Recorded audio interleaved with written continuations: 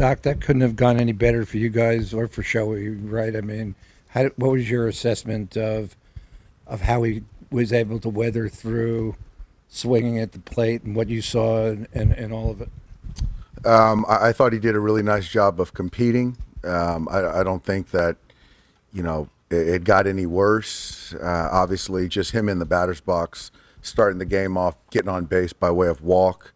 And, I just really appreciate him, posting tonight.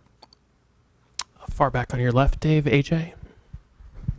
Dave, what can you say about what Walker did tonight and really what your rotation has done all series when I think some people on the outside considered it maybe a weakness coming into it? Walker was fantastic. I think if you take out that second inning where we didn't play good defense behind him, he would have thrown up nothing but zeros in the postseason. Tonight, I just thought his stuff was as good as it's been all year. I thought the fastball had life.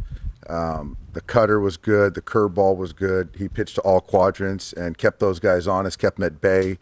There was no stress. So just to get through 5 innings the way he threw the baseball, I felt that's all he had. Obviously, there was a little bit of kind of emotions, adrenaline, and I couldn't have asked for anything more from Walker tonight. We'll go to the third row on your right, Dave, with Jared.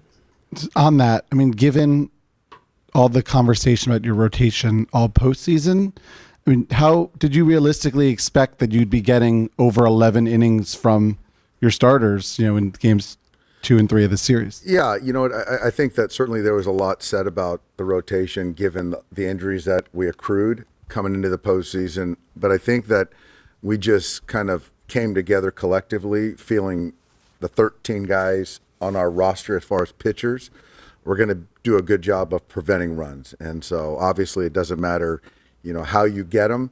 And we're doing a nice job of kind of piecing it together, though. The second row on your left, Dave, Jack. Obviously, Walker has the October track record and looked a little bit better at the end of the regular season. But have you been surprised with just how well these last couple starts have gone for him and what he's given you guys? Not surprised. I think that there's certain players, Kike on the position player side, Walker on the pitcher side, that just really thrive in the postseason.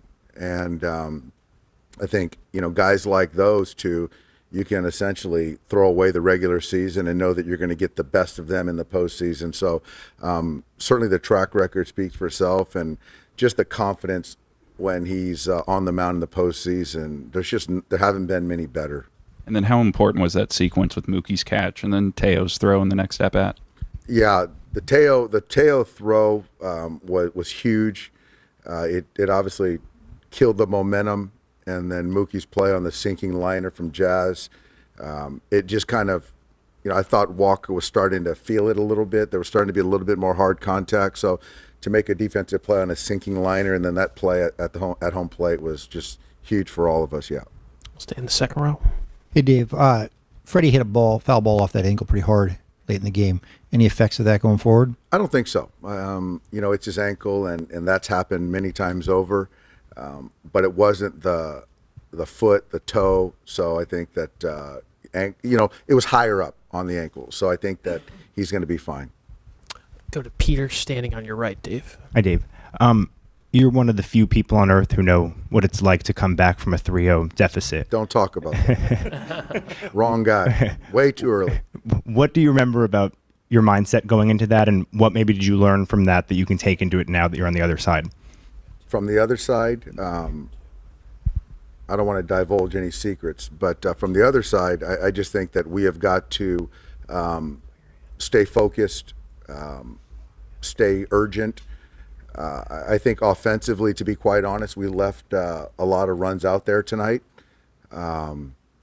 Still found a way to win a ball game, and there's just got to be urgency. I just don't want to let these guys up for air. Thank you. The third row on your left, Dylan. Dave, we saw Ohtani, wincing a couple times after some of those swings. Did you get a sense of how much physical discomfort he was in tonight? I don't know how much, but yeah, balls that were away that he chased a little bit. I saw a couple winces, but I think it's sort of pointless even for me to even consider it because he's going to be in there tomorrow. We'll stay right there, Dave, on your left. Hey, Doc. So with Freeman, with the Mets in the Mets series, it seemed like he could barely run, and now he's legging out triples, hitting homers. what is it that he's done to get to this point, and just how surprised are you that he's performing at this level? Not surprised he's performing at this level. He's been very good in the postseason throughout his career.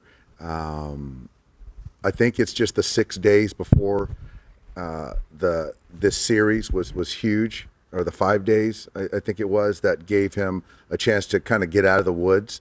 And so now that we're out of the woods, I think it's manageable, sustainable, and even going first to third, he did a good job going first to third.